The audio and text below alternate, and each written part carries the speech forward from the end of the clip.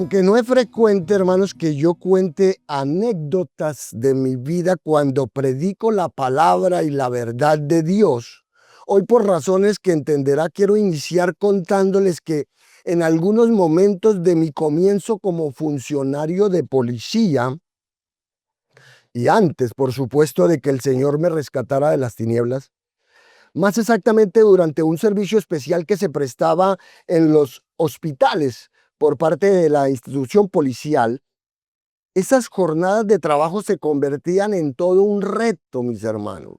Recuerdo muy bien porque fueron días muy pesados emocionalmente hablando, pues uno tiene que estar preparado para soportar todos los olores y todas las imágenes desagradables que se puede llegar a ver en un hospital, sobre todo en el área de urgencias, en donde muy a menudo llegan personas heridas por disparos, lesionados con armas blancas o personas con múltiples traumatismos sufridos en accidentes de tránsito, además de tener que controlar a los familiares que están ahí muchas veces por desmayar o con una actitud agresiva por lo ocurrido con sus seres queridos.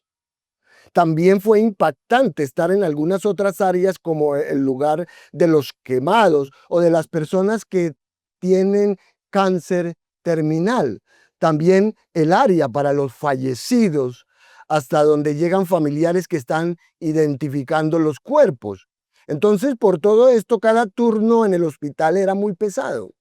Y recuerdo que muchas veces tuve que estar presente para ver algunas autopsias. Y no se preocupen, no voy a entrar en detalles.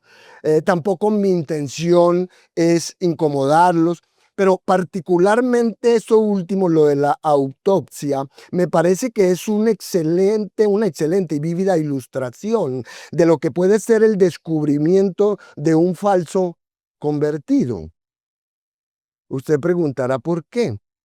Bueno, lo es porque como sucede con algunos cadáveres, cuando usted los ve, es obvio que usted sabe que por qué están muertos, ¿cierto? Y me refiero, por ejemplo, a una persona que es atropellada por un camión o que es asesinada mediante disparos o lo que sea.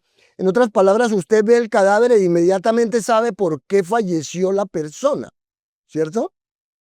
Sin embargo, con otros cuerpos no es tan obvio el motivo de su muerte, porque estos cuerpos externamente se ven bien. Entonces usted no sabe la causa de la muerte al observar únicamente por fuera. De hecho, parece difícil creer que la persona esté muerta y por eso es que muchos familiares luchan para aceptar que la persona realmente ha fallecido. Y la comparación aquí es que de esta misma manera ocurre con algunos muertos espirituales. Con algunos es obvio saber por qué van a la condenación eterna. Por nombrar algo, lo sabemos porque fueron asesinos, fueron adúlteros, borrachos o mentirosos toda su vida, sin llegar a arrepentirse ni buscar el perdón de Dios. Pero con el falso convertido es diferente, porque por fuera todo se ve bien, se ve muy bien, todo por fuera se ve vivo, por decirlo así. Todo se ve normal y no es sino hasta que se abre a la persona, en el caso de un examen físico, que usted se da cuenta que su cuerpo, por ejemplo, estaba invadido de cáncer y que se descompone por dentro. Igual el creyente, solo cuando se examina su ser interior a la luz de la palabra de Dios es cuando se sabe si es verdadero o falso. Por esto, amados hermanos, algo bien particular que debo decir es que cuando nosotros asistimos a alguna conferencia, cuando nosotros asistimos a algún seminario bíblico u otro evento cristiano especial, nunca llegamos a escuchar a nadie predicar sobre Judas. Y como entenderá, esto es porque no es un tema que la gente quiera o prefiera abordar. De hecho, si alguien lo hace, opta por minimizarlo o en el peor de los casos trata de negarlo o ocultarlo. Por eso hay incluso literatura de teólogos liberales que dicen que Judas era una buena persona y que lo que hizo lo hizo solo para presionar al Señor Jesús para que estableciera su reino y que tenía motivos nobles. Increíble. También, como es de esperarse, existen enseñanzas gnósticas sobre Judas como una persona noble. Inclusive existe un escrito llamado el Evangelio de Judas, ¿cierto? Dice por ahí. Es decir, un falso evangelio, un escrito que por supuesto no forma parte del canon judío ni cristiano, lo cual es una obra falsamente titulada. Entonces, tal vez muchos quisieran que no se hablara de Judas ni de lo que éste hizo. Algunos dirán, no queremos saber nada de Judas, pastor. Pero aún así, este es un actor crucial en la historia de la redención. Y quizás usted nunca ha escuchado un sermón sobre Judas, pero es apropiado. ¿Por qué? Bueno, porque la Escritura nos dice que las cosas que se escribieron antes fueron escritas para nuestra enseñanza e igualmente para nuestra instrucción. Así que si Dios ha decidido que quiere contarnos sobre Judas, entonces no veo por qué nosotros no podemos hacer lo mismo. Además de que hay algunas importantes lecciones de advertencia que podemos extraer. Ahora, el relato que vamos a ver es el relato más extenso de Judas que tenemos en nuestras Biblias. Pues ahora abarca más bien 16 versículos que tratan directamente con él. El segundo relato sobre Judas tiene apenas 5 versículos dedicados a este hombre y aparece en Hechos 1. De manera que vamos a retomar nuestra lectura del Evangelio de Juan en el capítulo 13, verso 18, y leeremos hasta el 30, donde dice: no hablo de todos vosotros, yo sé a quienes he elegido, mas para que se cumpla la escritura, el que come pan conmigo levantó contra mí su calcañar. Desde ahora os lo digo antes que suceda, para que cuando suceda creáis que yo soy. De cierto os digo, el que recibe al que yo enviare, me recibe a mí, y el que me recibe a mí, recibe al que me envió. Habiendo dicho Jesús esto, se conmovió en espíritu y declaró y dijo: de cierto os digo, que uno de vosotros me va a entregar. Entonces los discípulos se miraban unos a otros, dudando de quién hablaba. Y uno de sus discípulos, al cual Jesús amaba, estaba recostado al lado de Jesús. A este, pues, hizo señas Simón Pedro para que preguntase quién era aquel de quien hablaba. Él entonces, recostado cerca del pecho de Jesús, le dijo: Señor, ¿quién es? Respondió Jesús: a quien yo diere el pan mojado, aquel es. Y mojando el pan, lo dio a Judas Iscariote, hijo de Simón. Y después del bocado, Satanás entró en él. Entonces Jesús le dijo: lo que vas a hacer, hazlo más pronto. Pero ninguno de los que estaban a la mesa entendió por qué le dijo esto, por qué le dijo esto, porque algunos pensaban, puesto que Judas tenía la bolsa, que Jesús le decía: compra lo que necesitamos para la fiesta, o que diese algo a los pobres. Cuando él, pues, hubo tomado el bocado, luego salió, y era ya de noche. Así que esto ha sido muy fácil de titular. Esto es descubriendo a los falsos. Y se da cuando Jesús anuncia la traición de Judas para entregarnos 5 características de un falso creyente, de un falso discípulo, con el propósito principal, hermanos, de animar, óigase bien, de animar al creyente para que evalúe su salvación bíblicamente. Animar al creyente para que evalúe su salvación bíblicamente.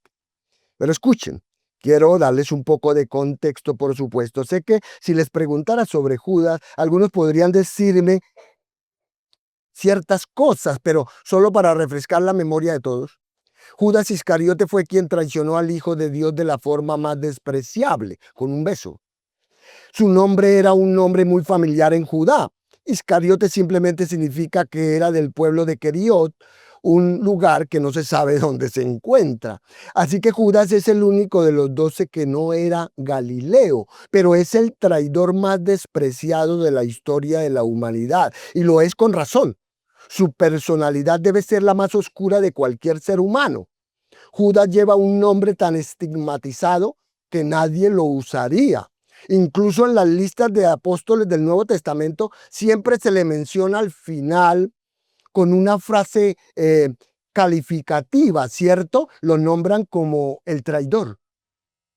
De hecho, en el arte y la literatura medievales era común representarlos de las formas más grotescas y con los rasgos más horribles. Así, por muchas razones, Judas ha sido considerado la persona más despreciable de todos los tiempos. Él es un traidor malvado, es quizás el hipócrita más astuto y mañoso.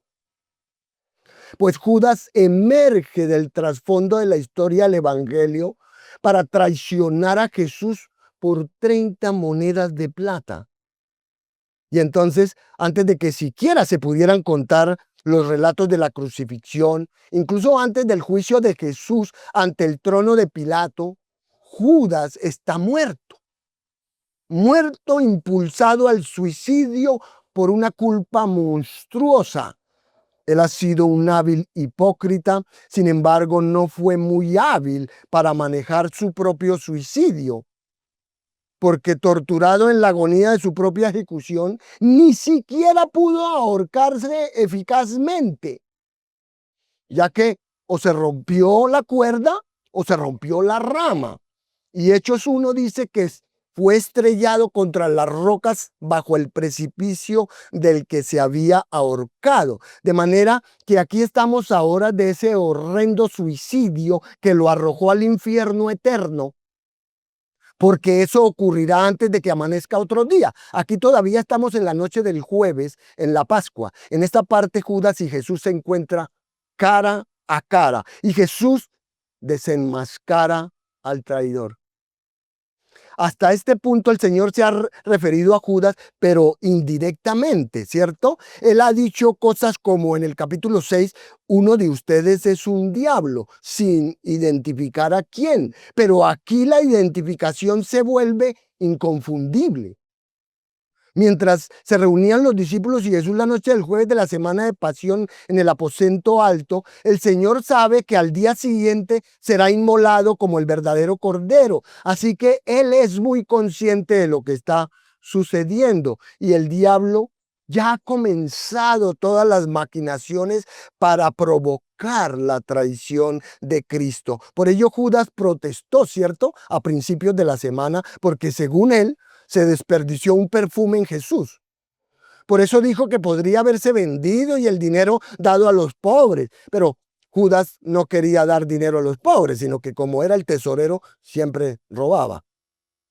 Y quería escapar con todo lo que más pudiera rescatar de lo que consideraba 3 años perdidos. Y para aumentar la cantidad que podía conseguir, Judas urdió un plan para vender a Jesús a los fariseos que lo querían muerto, y lo vendería por el precio de un esclavo. Así que nuestro Señor es consciente de todo eso. Él sabía que la traición estaba en marcha, en tiempo presente, estaba en curso. De ahí que Jesús y Judas son los extremos opuestos.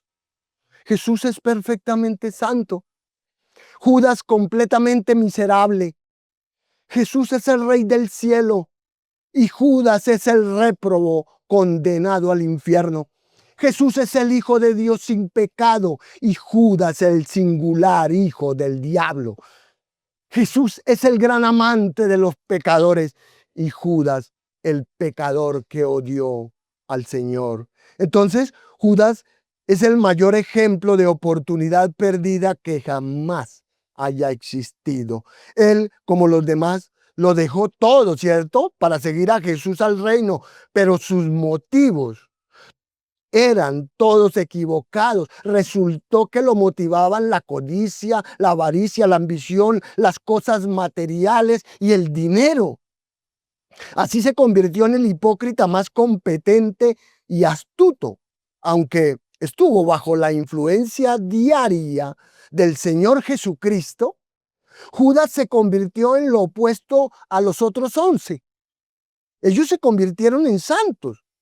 Él se convirtió en un hijo del infierno.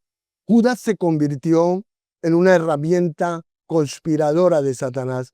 Para él, entonces, los días se volvieron cada vez más frustrantes, hasta llegar a ser prácticamente intolerables. Pasaron 3 años y todos iban en la dirección equivocada de la de Judas. Así que él quería salir de ahí y empezó a robar el dinero de la caja y luego planeó la forma de obtener una compensación por los años perdidos. Por tanto, la presencia de Jesús cada día era una reprensión intolerable para Judas.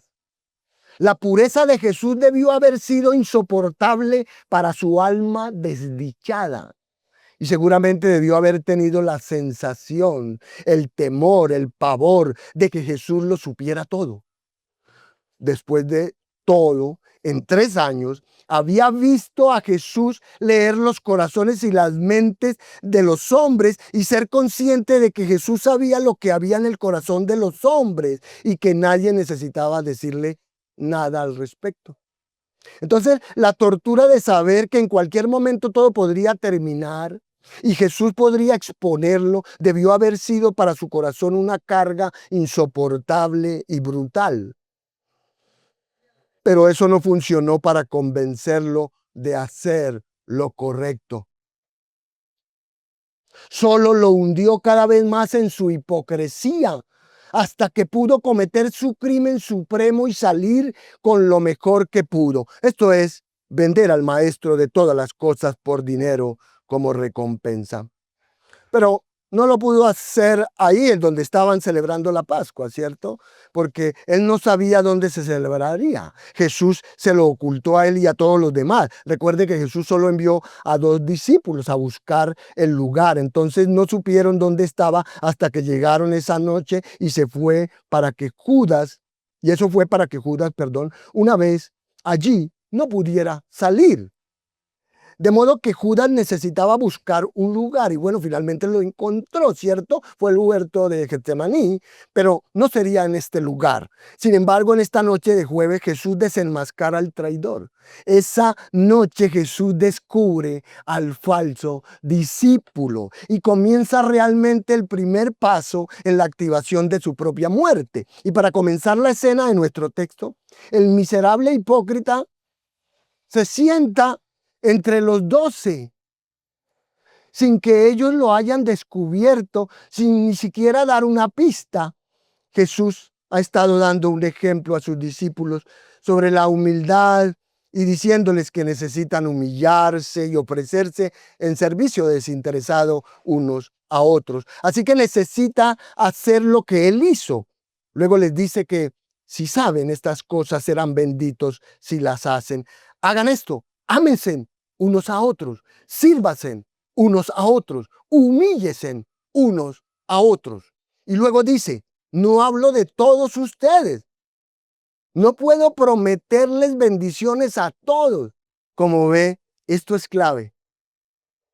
Porque lo que aquí se ve es el anuncio y la denuncia de la traición. Jesús aquí en el aposento alto les está diciendo ciertas cosas para que sus discípulos no caigan de su fe, no caigan de su fe. Esto es muy importante porque los discípulos que desde el principio estaban llenos de dudas y que tenían una fe frágil o débil, estaban a punto de ser destrozados y dispersados al descubrir de repente que entre ellos había un criminal atroz, un traidor que iba a entregar a su maestro al enemigo para que lo mataran. Y que eso llegara a parecer como una sorpresa para Jesús podría desmantelar cualquier esperanza y fortaleza espiritual que les pudiera quedar. Así que es importante que lo que está a punto de desatarse no los sorprenda. Por eso es importante decirles que el Señor tiene el control de todo y que este plan está funcionando como debe.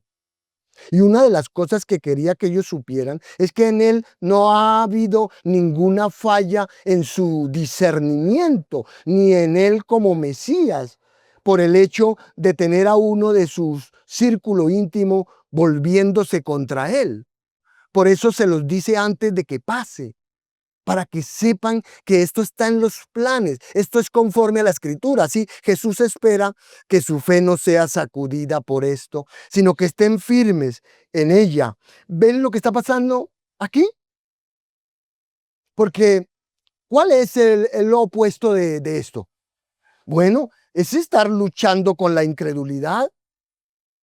Pues si uno del círculo íntimo resulta ser defectuoso, ¿qué dice eso sobre todo el ministerio de Jesús? ¿Será que todo es defectuoso? ¿Y qué hay de nosotros? Así que el Señor quiere que sepan que esto es conforme a la Escritura, de manera que este relato sobre Judas, siendo el apóstata más famoso de la Escritura, el que profesó ser seguidor de Cristo por 3 años y luego al final lo traiciona, es lo que nos lleva a usar este texto. No para espantarlos, como algunos deben estar pensando. No, la intención no es espantarlos, ni para aterrorizar a nadie.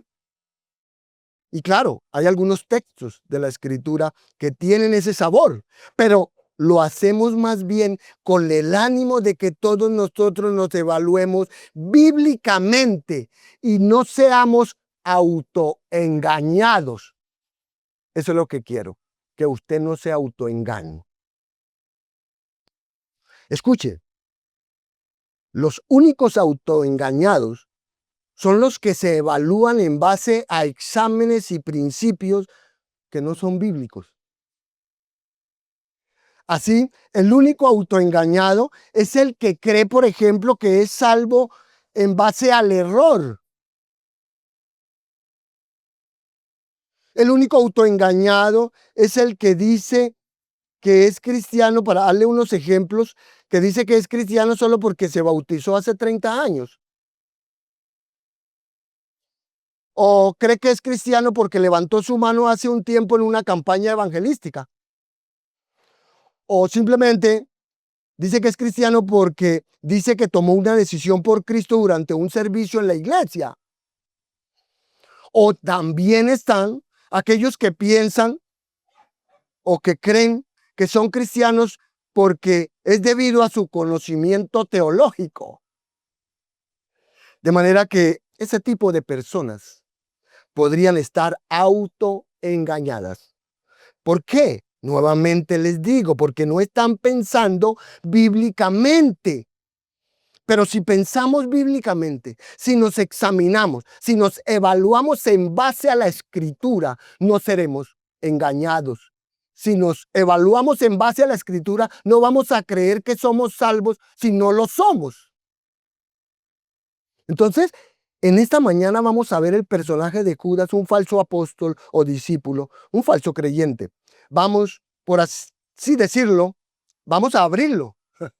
Vamos a hacerle una autopsia espiritual para ver la anatomía de un falso y así contrastarlo con un verdadero creyente, para asegurarnos de que no somos como Judas.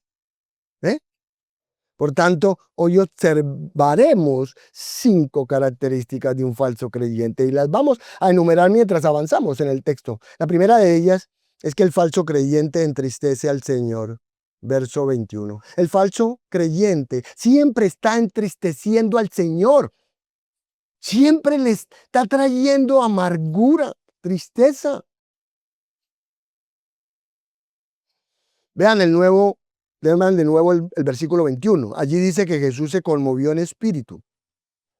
Ahora, la primera frase, habiendo dicho eso, se refiere al versículo 19, ¿verdad? ¿Cierto? En donde Jesucristo habló y predijo de que Judas le iba a traicionar. Así que la afirmación que el Señor hace en ese verso 21, esa frase ahí es muy fuerte. Habla de una angustia. Y muchos comentaristas observan que el apóstol Juan en su evangelio no nos relata la historia en el huerto de Getsemaní, como lo hacen los otros autores de los evangelios. Pero en un sentido, hermanos, esta sección que estamos leyendo es el Getsemaní de Jesús en Juan. Es el momento en que el Señor Jesucristo, sabiendo que va a morir, sabiendo que Judas lo va a traicionar, lidia con esa realidad. Él lidia con la realidad que en menos de 24 horas será crucificado. Y Jesucristo decide aceptar esto y obedecer el plan de Dios. Por tanto, es un momento crítico, un momento similar al momento de Getsemaní. De hecho, el verbo usado cuando dice que Cristo declaró es el verbo para indicar testimonio. Es un término legal, es el testimonio que usted daría frente a un juez. De modo que este testimonio es seguro y no se puede cambiar. Jesús dice, yo voy a ser entregado y matado. Pero repito, Jesucristo igualmente decide obedecer. De hecho, más tarde le dice a Judas, lo que vas a hacer, hazlo pronto. O sea, él acepta, Jesús abraza la voluntad de Dios para él. Y aunque Jesús se angustia, como dijo en Getsemaní, él dice, no se haga mi voluntad sino la tuya. De manera que lo interesante para mí en ese versículo realmente es la yuxtaposición o el contraste entre la deidad de Cristo, que sabe que es Judas el que le va a traicionar, y la angustia de Jesús demostrando su genuina humanidad. O sea, aquí estamos lidiando con una persona que por un lado es omnisciente, que sabe que de la traición, que va a ir a la cruz, que conoce todo el plan, que sabe el futuro, y por otro lado está angustiado, está conmovido, porque tiene emociones humanas, porque es, recuerde, una persona, Jesucristo es 100% Dios y 100% hombre. Ahora bien, algunos comentaristas, cuando dice allí que Jesucristo se conmovió y anuncia la traición de Judas, piensan que Jesucristo está dando a Judas la oportunidad de arrepentirse y que está angustiado porque Judas irá a la condenación. Y no, entonces no quiere esto. Pero no es tan así. Y claro, en un sentido entendemos eso, porque Jesús, siendo Dios, ¿cierto? No quiere la muerte del impío, como dice Ezequiel 18. Entonces, Jesús no desea la muerte de Judas. Y la Biblia también nos dice en 1 Timoteo 2 que Dios quiere que todos vengan al arrepentimiento. Entonces, el Señor Jesucristo desea el arrepentimiento de Judas, pero al mismo tiempo, en este contexto, Judas ya está muy lejos de eso. La traición de Judas ya es segura y creo que más bien Jesús está pensando en otras realidades bíblicas, como por ejemplo la realidad de Romanos 9:22, de que Judas es un vaso de ira preparado para la destrucción, o la realidad de Primera de Pedro capítulo 2 de que Judas fue destinado para la desobediencia. Entonces, Juan no presenta este texto como que Judas está ahí tambaleando, dudando en cuanto a si lo va a traicionar o no lo va a traicionar. No, este no es el caso aquí, pues Judas es un apóstata. Judas tiene en su corazón el deseo de traicionar a Jesús y es lo que la narrativa de los evangelios nos relata. Judas está resuelto, Judas está más allá de la oportunidad de arrepentirse porque no quiere arrepentirse, no quiere. Y eso es lo que vemos, porque Judas lleva años robando y mintiendo a Jesús. Lleva mucho tiempo en todo su pecado y aún al final, después de traicionar a Jesús, siente solo remordimiento.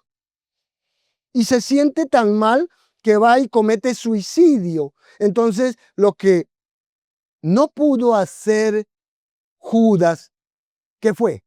¿Qué fue lo que no pudo hacer Judas? Judas no pudo confesar su pecado. Lo que no pudo hacer fue ir a Jesús y decir, Jesús, perdóname. Y eso es lamentable. Muchas personas hoy en día están así también. No quieren confesar ni pedir perdón al Señor. Y es lamentable, les digo, porque Judas estuvo allí cuando Jesús dijo, a los que a mí vienen, no les echo fuera. Judas lo supo, pero decidió desobedecer. Lo hace porque se siente defraudado. Judas quiso un Jesús que iba a ser rey, ¿cierto? Que iba a derrotar a los romanos y seguramente lo iba a poner a él como gobernador, a Judas. Pero Jesús no lo hizo. Ese no fue su plan. Y Judas entonces es 100% responsable por esas acciones de rechazar a Jesús. Judas es apóstata. Él ha tomado la decisión de rechazar a Jesús y no arrepentirse. Y llegando ese momento predicho y firme, Jesús está angustiado, está conmovido. Sabe que ahora es inevitable. Y saber que Judas lo va a traicionar hace aún más vívida la realidad de que en muy pocas horas será abandonado por su Padre y juzgado en la cruz. Por tanto, el Señor Jesús nos demuestra que es un humano, que es hombre, y muestra que es un Mesías apto para morir en el lugar de hombres débiles como usted y como yo. El Dios omnipotente está conmovido y angustiado de que Judas, su criatura, lo va a traicionar. ¿Y cierto? Eso es un misterio. Parece hasta una contradicción de términos, ¿cierto? Decir que el Dios omnipotente y omnisciente está angustiado por lo que una criatura le va a hacer, cuando es Dios quien ha predestinado la traición de Judas. Pero el punto es que le duele y le entristece. Y mi punto aquí, hermanos, es que esto debe ser un gran motivo para arrepentirnos todos nosotros de todo aquello que estemos haciendo en oposición, en rebeldía a Dios y a su palabra.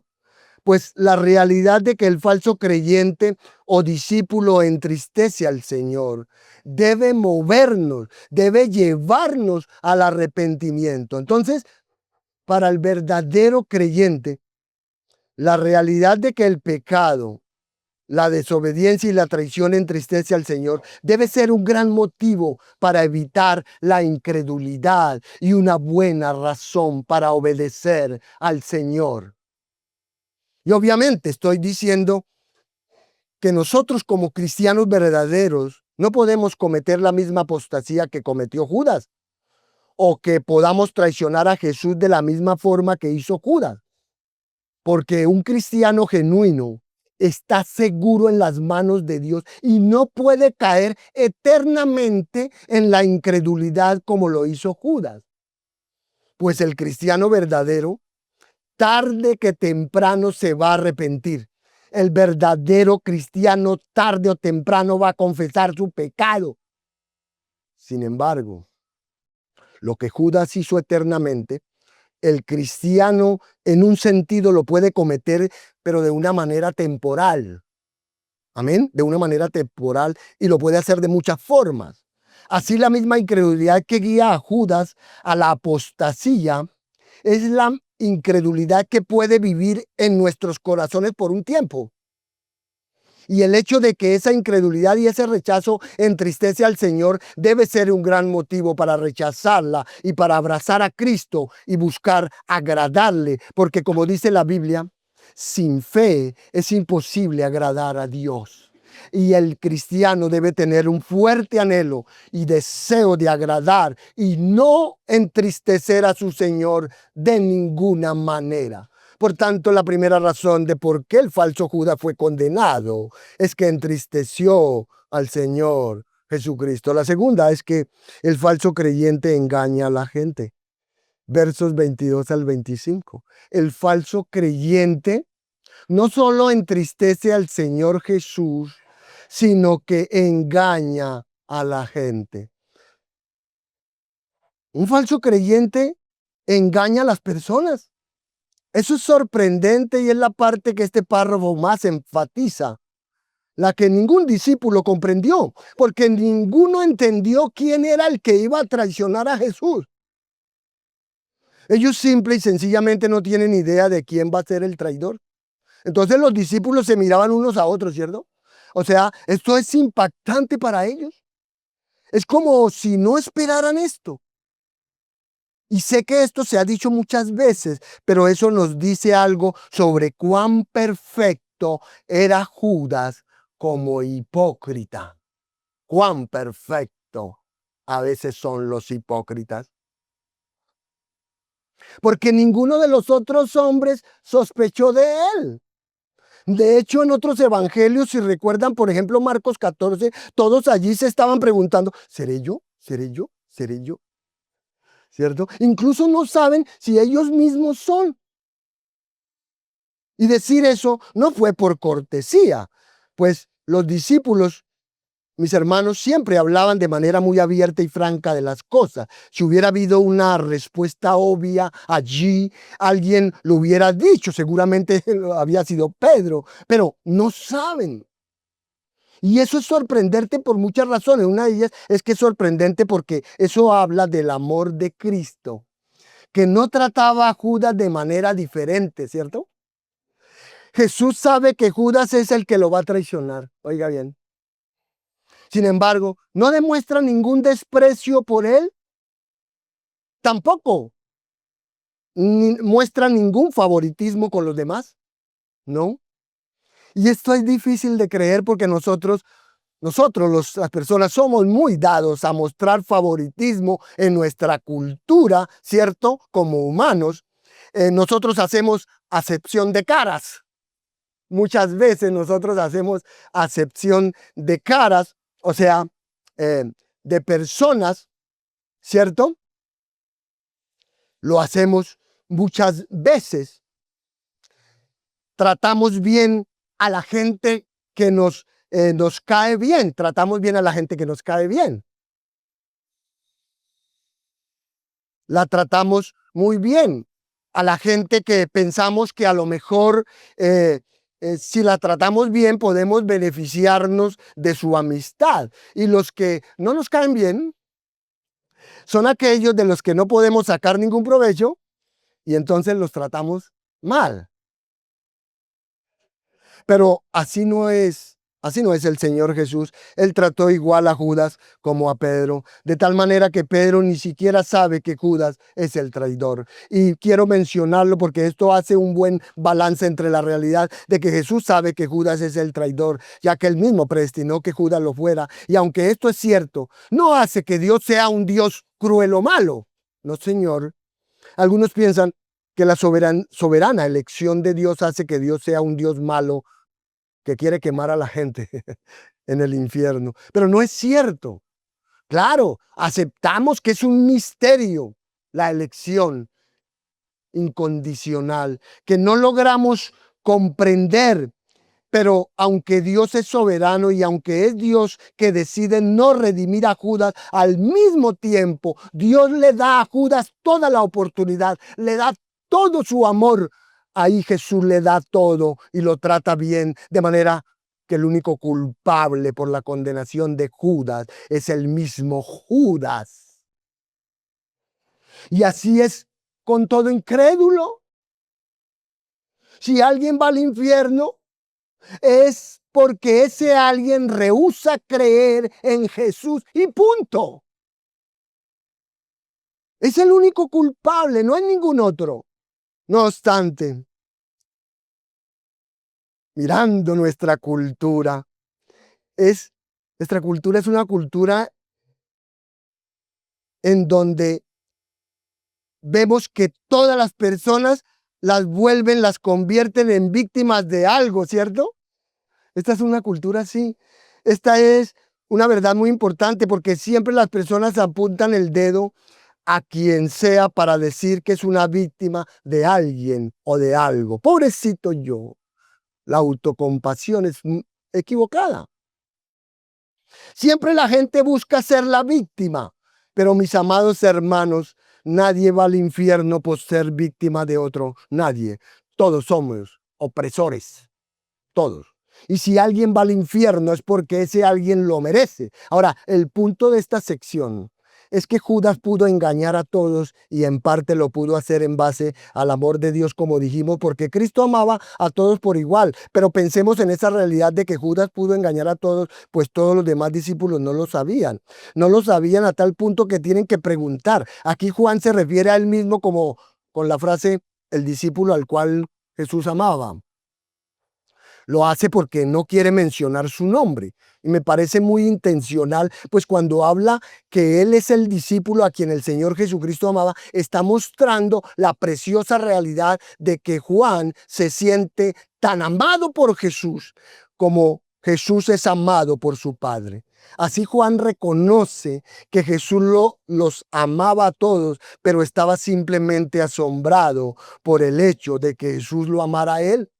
Entonces, cuando Juan lo dice, creo que su expresión dice más sobre el hecho de que es una declaración humilde y no orgullosa. Es como si Juan dijera simplemente, no puedo creer que Jesús me ame.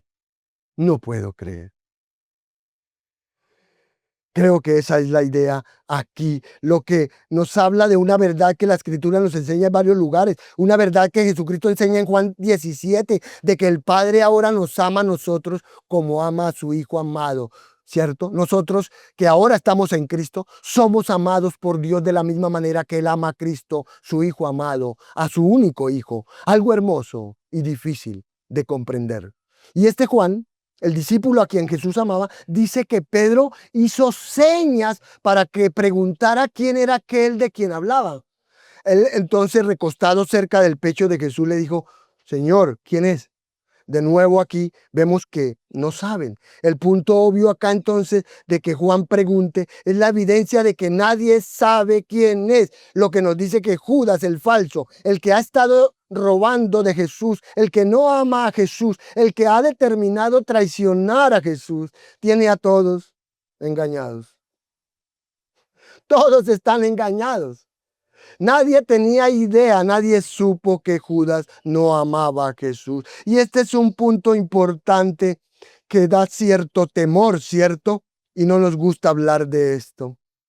Y sé que en la congregación, nuestra congregación, la gran mayoría somos cristianos genuinos y verdaderos. Pero es posible que haya personas que no amen verdaderamente al Señor y no sabemos quiénes son. Pero es por eso que tenemos un deber de animar y exhortar a todos.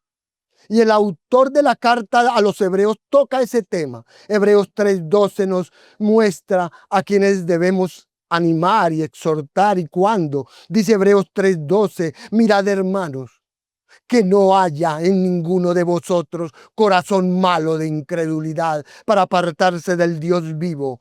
Antes exhortados los unos a los otros cada día, entre tanto que se dice hoy, para que ninguno de vosotros se endurezca por el engaño del pecado.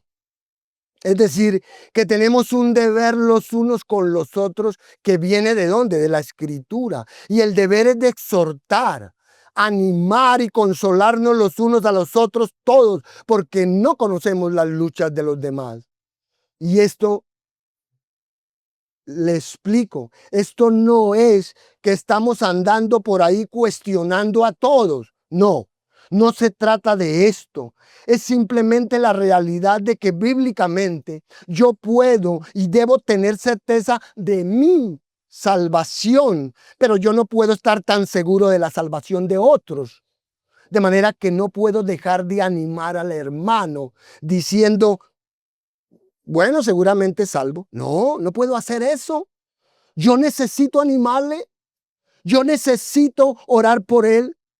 No es estar cuestionando, como le digo, ni dudando de la salvación de alguien, pero debo estar obedeciendo el texto de que todos necesitamos escuchar la palabra, de que todos debemos ser animados y exhortados. Y eso no solamente anima al creyente, también tiene el otro efecto. Y es que si usted está animando y exhortando a una persona, por ejemplo, que no es salva aún, es que Dios puede usar esto para llamar su atención y llevar a la persona al arrepentimiento. Amén. La tercera característica es que el falso creyente no engaña a Dios. Verso 26. El falso creyente puede engañar a la persona, pero no engaña a Dios. Y vamos a ver estas dos últimas de una manera un poco más corta. Vamos a ver, voy a tratar. Así que en nuestra autopsia espiritual, por llamarlo así, encontramos que aunque los discípulos están sorprendidos y no saben quién es el traidor, esto es algo que Jesús siempre esperaba. Él siempre lo esperó. Aunque los discípulos están engañados, a pesar de que vemos la ignorancia de los discípulos, el Señor sabe quiénes son los suyos. El Señor conoce los suyos. Judas pudo engañar a la gente, pero no a Dios. Ahora, esto es un poco difícil de comprender aquí porque aún después de lo que Jesús hace, después de que Jesús dice que a quien Él le dé el pan mojado es el traidor, y después de que Él se lo da a Judas, la gente se queda ahí preguntando todavía, ¿quién es? ¿Será que estaban prestando atención? Por eso algunos comentaristas piensan que Jesús solamente se lo dice en voz baja a Juan y por eso es el único que sabe el dato y que los demás no. Sin embargo, no nos parece que sea la interpretación más acertada del texto, en particular porque el versículo 28 da la impresión de que todos lo entendieron. Es decir, este verso nos indica que se produjo una confusión en el corazón de todos los discípulos, aún después de todo eso. Y creo que aunque es difícil de comprender, la explicación más obvia del texto es que todos los discípulos estaban velados en su conocimiento y no lo comprenden, no entienden lo que estaba pasando. Y el punto nuevamente es que el falso Judas pudo engañar a todos, pudo engañarlos tanto que aún después de todas estas evidencias, Pedro todavía no lo puede creer y Juan tampoco, todavía no lo puede creer, pero el punto otra vez es que aunque esta verdad debe aterrorizar a los falsos, sí, eso sí, esta verdad que estamos predicando hoy debe aterrorizar a los falsos. Para nosotros, para los creyentes verdaderos, debe animarnos a nosotros. Mire, le voy a decir algo. La gente siempre delata a los hipócritas. ¿Cierto que sí? Pues siempre que el mundo encuentra cristianos falsos, los exhiben por todas partes. Y siempre que los ministros que profesan a Cristo deshonran el nombre de Cristo, siempre escandalizan a la iglesia. Siempre que los misioneros o los líderes cristianos caen en un estilo de vida pecaminoso, al mundo le encanta esto. Porque a los incrédulos les gusta tener cualquier justificación para defender su incredulidad. Pero mis hermanos, eso no cambia la misión de los fieles y de los verdaderos cristianos. Eso no la cambia. Aunque todos sentimos el reproche que cae sobre nosotros, a pesar de que todos somos salpicados por las deserciones de los falsos, de los infieles e hipócritas representantes de Cristo, aunque el mundo está lleno de falsos maestros y falsos creyentes, aún así se pueden identificar a los verdaderos. Y el hecho de que pueda haber debilidad o fragilidad, esto no cambia el llamado para nosotros. No cambia solo porque hay algunas personas falsas, engañosas y corruptas, solo porque hay algunos Judas, algunos traidores. Eso no cambia la verdad acerca de aquellos que son genuinos. El hecho de que haya muchos hipócritas por todas partes no cambia eso. Usted debe ser fiel. Así que nuestro Señor anticipa lo que viene y esta es una de las maneras en que demuestra su amor y nos anima a que nos mantengamos en el rumbo. Sí, había un hipócrita entre los 12. Siempre hay hipócritas en la iglesia. Hay hipócritas en el ministerio. Hay hipócritas en el campo misionero. Y Satanás se encarga de eso. Cristo lo sabe. Y todo está en el plan y Dios juzgará. Así que a los creyentes esto nos debe animar porque si Jesús supo que Judas era el traidor, si Jesús no pudo ser engañado es porque no solamente pudo identificar al falso, sino que también él conoce a los verdaderos. Y es lo que precisamente dijo en el versículo 18. Recuerden, Jesús estaba hablando del traidor y dice, no hablo de todos vosotros, yo sé a quiénes he elegido. Y eso colocándolo de manera positiva es interesante. Pues el Señor está diciendo, ustedes no saben, pero yo sí, yo sé quién me va a traicionar. Él dice, yo conozco a los 11 que he escogido y son míos, pero yo sé que entre los 12 hay uno que no es de los míos. Yo no lo escogí desde antes de la fundación del mundo, refiriéndose a la elección eterna, no a la elección como apóstol, ¿cierto? Por eso sé que Él es quien me va a traicionar porque yo conozco a los míos. Y claro, Jesús es el buen pastor que conoce a sus ovejas. Dice Juan 10, mis ovejas oyen mi voz, yo las conozco. Ellas me siguen, yo les doy vida eterna y no perecerán jamás, ni nadie las arrebatará de mi mano. De ahí que Él comienza diciendo que no se equivocó en elegirlos, que los conoce a todos, es decir, que Él sabe quiénes son y qué pasa en su corazón. Así que sepan que no soy una víctima de ninguno de ustedes. Dios no puede ser engañado y porque nadie está fuera de los propósitos de Dios, ha ordenado incluso en esto, incluso en esta traición. Él lo ha ordenado. Yo conozco al hombre, yo conozco el propósito, conozco la razón, conozco el momento, lo sé todo. De modo que cuando Judas hace lo que hace, eso no va a escandalizar a Dios. Esto no desviará el plan. Esto no obstaculizará los propósitos de Dios. Él lo sabe, sabe que Judas es un traidor, siempre lo ha sabido. Y él lo eligió para ser apóstol sabiendo eso. Lo eligió para que al hacer lo que decidió hacer se cumpliera la escritura. Judas hizo lo que hizo por voluntad propia y por decisión propia. Y al hacerlo cumplió la escritura. Dios lo sabía, Dios lo planeó. Dios planeó su rebelión, su apostasía, hipocresía en su propósito divino. Pero esto, hermanos, no socava su autoridad. Esto valida las escrituras. Judas era necesario para el plan. Judas no fue impulsado finalmente por Dios a hacer lo que hizo. Él hizo lo que hizo porque era un diablo. Hizo lo que hizo porque se desmoronó hasta que Satanás tomó el control total de su vida. Así que el Señor Jesús está queriendo decir algo así. No quiero que tengan dudas de que al ver esto, de repente se pregunten si soy realmente Dios. Debería ser lo contrario, ya que les conté cada detalle y todo está en el plan de Dios. Entiendan que Dios lo sabe todo y no puede ser engañado por ningún falso creyente. Por eso se anticipa al traidor y anuncia su traición y de paso nos da estas características para ayudarnos a evaluar seriamente nuestra condición espiritual. En cuarto lugar, vemos que el falso creyente es engañado por Satanás. Verso 27. El falso creyente es engañado por Satanás. Entonces, al final de cuentas, como hemos podido ver hasta esta parte, el único engañado realmente es el falso creyente o discípulo.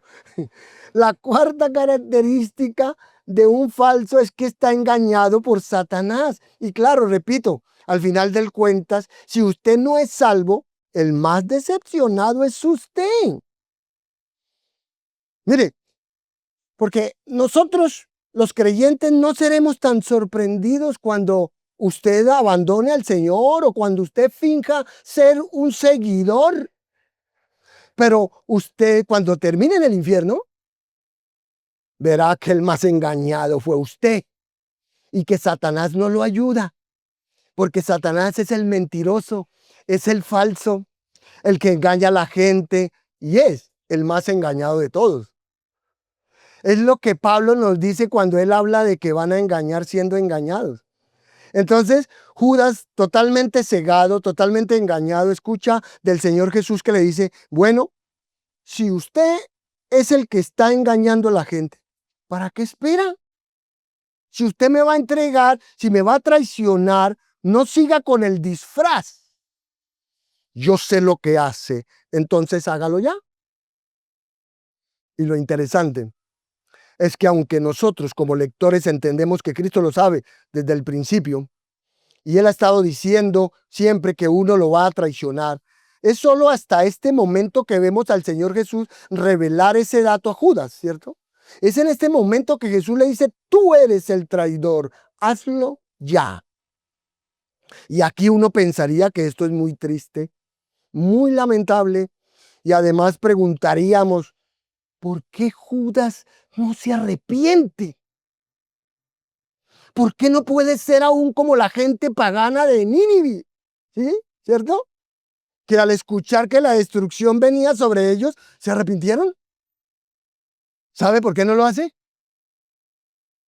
Porque el arrepentimiento, hermanos, es un don.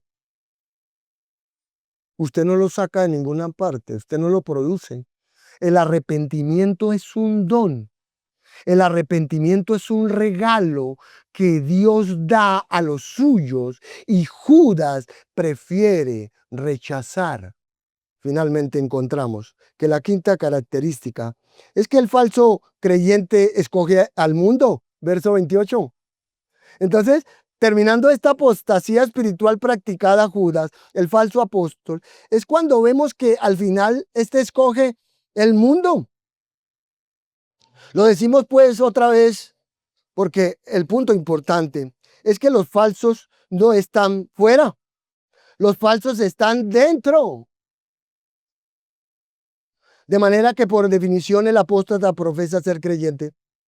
Por eso leemos en Hebreos 6 que cuando se describe al falso, allí lo describe como alguien que ha sido iluminado, que ha gustado de la predicación de la palabra de Dios, porque está aquí, ¿cierto? Porque está entre los creyentes, porque está sentado en la misma mesa.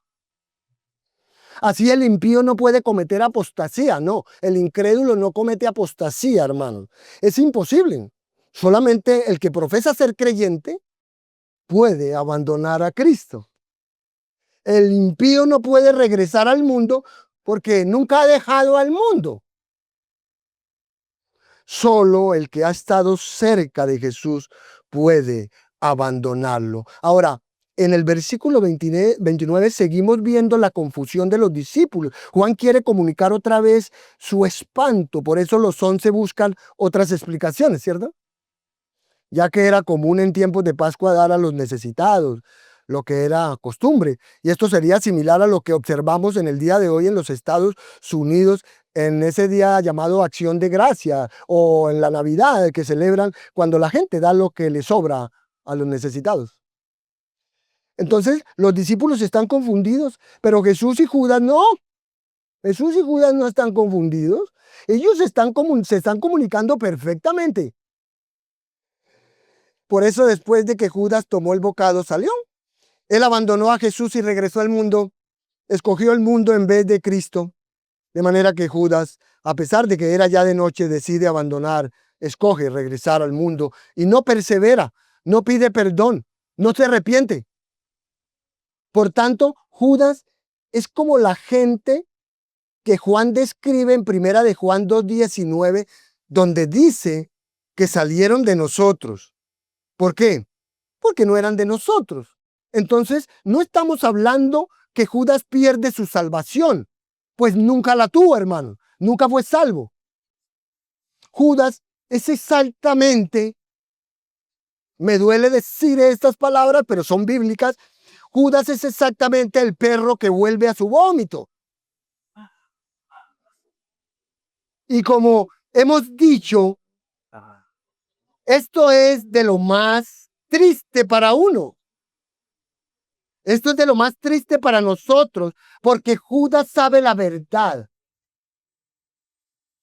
Esta es la realidad más triste del apóstata. Que el apóstata sabe la verdad. Sabe la verdad, pero no la obedece. El apóstata sabe que todo el que viene a Jesús, él no lo rechaza. Y Judas está cerca, pero no quiere venir a la luz, prefiere la oscuridad del mundo. Y creo que por eso Juan termina con el dato de la noche. Y obviamente es cierto, era de noche. Ya, pero ¿por qué Juan lo dice? Bueno, Juan enfatiza que Dios es luz y que los que andan en luz no tropiezan, pero los que andan en tinieblas, los que andan en la noche y en la oscuridad son mentirosos y tropiezan, porque no hay luz en ellos y el maligno anda de noche. Entonces el punto es que el falso anda entre los cristianos por un tiempo, pero al final de cuentas siempre abandona, siempre escoge regresar al mundo. Y para ilustrar esto un poquito, pienso en aquel grupo de personas en el Antiguo Testamento que cometen incredulidad, que obedecían solamente cuando les convenía obedecer. Personas que eran rebeldes según Dios, que fueron juzgados y que tuvieron que morir en el desierto sin entrar en la tierra prometida. Pero todas estas frases se aplican tanto a los judíos que perecieron en el desierto por su rebelión, como también describen a quién más. Bueno, si no lo quiere decir, le ayudo a Moisés y a Aarón. ¿Sí escucha? A Moisés y a Aarón. Para ellos también son estas palabras, que por un tiempo se rebelaron contra Dios y terminaron siendo juzgados en el desierto. Y la pregunta entonces es, ¿cuál es la diferencia entre un Coré que se rebela contra Dios y termina en el infierno y un Moisés que se rebela contra Dios y termina en el cielo? ¿Cuál es la diferencia? ¿Cuál es la diferencia? ¿Cuál es la diferencia entre Moisés y el judío rebelde? ¿Cuál es la diferencia también entre Judas y Pedro? Porque si recuerdan, Jesús dijo a Pedro, a donde yo voy, no me puedes seguir ahora, mas me seguirás después. Le dijo Pedro, Señor, ¿por qué no te puedo seguir ahora? Mi vida pondré por ti. Jesús le respondió, ¿tu vida pondrás por mí? De cierto te digo, no cantará el gallo sin que me hayas negado 3 veces. Judas niega al Señor y termina en el infierno. Pedro niega al Señor y termina en el cielo. ¿Por qué?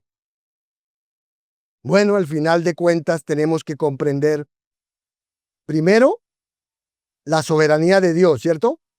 De que Judas no fue escogido para salvación, fue escogido para ser apóstol, pero no para salvación. Judas no fue escogido para salvación, solamente Pedro fue escogido para la salvación. Pero ¿saben qué? La elección es un misterio, ¿verdad? Nosotros no estuvimos antes de la fundación del mundo cuando Dios escogió a algunos y no a otros. Es un misterio que no podemos comprender y no está dentro de nuestra responsabilidad comprender esto. Nosotros solamente podemos fijarnos en el fruto, mis amados hermanos. Nosotros solamente podemos fijarnos en la evidencia de la elección de Dios. Nosotros solamente podemos concentrarnos en lo que queda dentro de nuestra responsabilidad. Y dentro de nuestra responsabilidad solamente existe una diferencia entre el Judas y el Pedro, entre el judío incrédulo y Moisés. Y es que Judas permanece en su incredulidad y Pedro, por la gracia y la misericordia y la obra del Espíritu Santo en su vida, persevera en fe, confiesa su pecado, se arrepiente de su pecado y sigue a Jesús. Así que la pregunta para nosotros esta mañana es, ¿cómo vamos a responder? ¿Cómo vamos a reaccionar? ¿Qué vamos a hacer? Si somos verdaderos hijos de Dios, debemos estar sumamente animados por un texto así. Si usted es un verdadero, no debe estar ahí como tambaleando. Usted debe estar animado por un texto como este.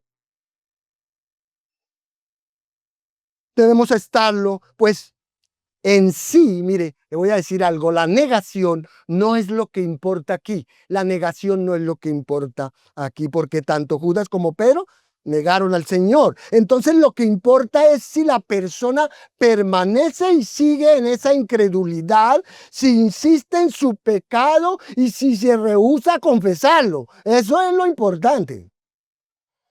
O si por el contrario, si esa persona dice, es capaz de decir humillado, sinceramente, si dice, Señor, ¿sabes qué? Te he fallado, he caído en pecado, te he negado muchas veces, no debía haberme callado, pero lo hice. No he estado haciendo las cosas como tú me mandas a hacerlas. No he sido sincero en mi evaluación de mi vida espiritual. Perdóname. Pido que tu Espíritu Santo me ayude, que tu Espíritu Santo me santifique y me transforme. No quiero ser así. Eso debería ser. Eso es lo que importa. Porque el que realmente ha sido regenerado y salvado por Dios siempre va a arrepentirse, siempre va a regresar a los caminos del Señor. Entonces, como siempre, la realidad de la apostasía tiene dos efectos. Debe, en verdad, aterrorizar a los falsos, a darse en cuenta de que estar en la iglesia no les ayuda para nada. A un falso no le ayuda para nada estar en la iglesia. ¿De qué le sirve? De nada. De hecho, el falso va a quemar más fuerte, según la escritura. Y no me río de manera sarcástica, burlona, sino que es que, hermanos, es triste, lamentable cuando uno no entiende eso, no comprende eso, que un falso va a recibir el castigo más horrendo. Lo dice la escritura, porque sabe más, porque escucha más y es responsable por más. Pero la realidad de que algunos son falsos y que Dios sabe quiénes son, debe animarnos a nosotros los cristianos, porque ellos no pueden, nosotros los cristianos no podemos terminar así, porque el Espíritu Santo está en nosotros y podemos ver la evidencia. Podemos ver que cuando pecamos no podemos estar a gusto con nuestro pecado. Cuando vemos que nuestro pecado y vemos cómo causa tristeza en el corazón del Señor. Y esto entonces nos debe constreñir, ¿verdad? Nos debe constreñir a amarlo, a confesar, a confesar nuestro pecado. Y no vemos por qué tendríamos que mentirle al Señor, pues sabemos que no lo podemos engañar. No lo podemos engañar. Así que solamente le pedimos ayuda para perseverar, para amarle y agradarle en todo lo que hacemos. Entonces, a fin de cuentas, el análisis es, si Dios nos ha salvado, vemos evidencias de esa salvación en nosotros. Vemos el Espíritu Santo obrando en nuestras vidas. Lo vemos causando arrepentimiento, produciendo confesión de pecado en nosotros y llevándonos a abandonar ese pecado. Pero si no vemos esa evidencia, si venimos a la iglesia con pretextos falsos, si este es su caso, su fin es el mismo fin de Judas, a menos que se arrepienta. Lo invito a que oremos al Señor.